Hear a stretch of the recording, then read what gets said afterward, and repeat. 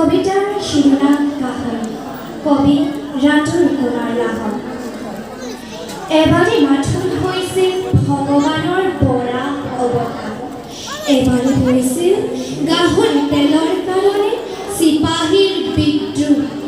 তাৰ বাহিৰে গাহৰি নৰকৰ নিৰ্মিত জীৱ, লুডুৰ পুডুৰ শৰীৰ পুতি গন্ধময় গৰাল, কৰ্কমা উচ্ছিষ্ট ভৰা খাদ্যৰ বাচন, খোৱাৰ বাহিৰে আনেকো নজনাৰ বাবে গাহৰি নৰকৰ নিকৃষ্টতম ঘৃণা।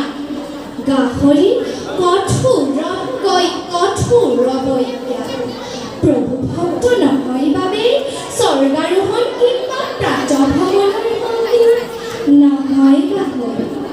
গাহৰিয়ে বব নোৱাৰে গৰাকীৰ পূজা, শুৱনি কৰিব নোৱাৰে গৃহস্থৰ বজা।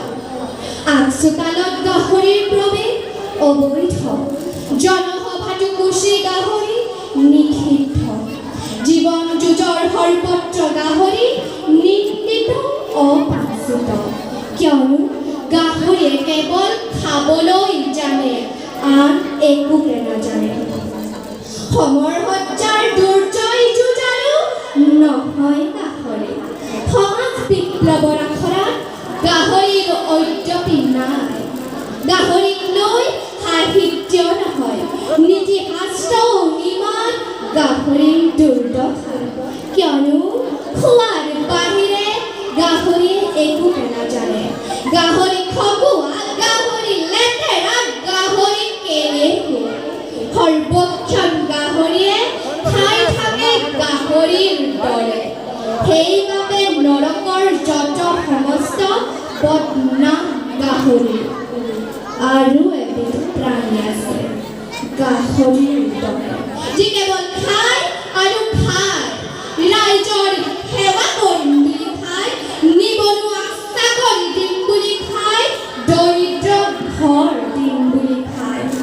ৰাজহাউৰিৰ পৰা বেশ্যালৈ খাদ্যৰ বাবে সিহঁতৰ বিচৰণ, তীব্ৰ ঘৃণা আৰু আক্ৰোশত যদিহে সিহঁতক মই গালি পাৰোঁ গাহৰিৰ পোৱালি বুলি, আপুনি ক'ব লাগিব মই অভদ্ৰ, অশালীন, অসংস্কৃত।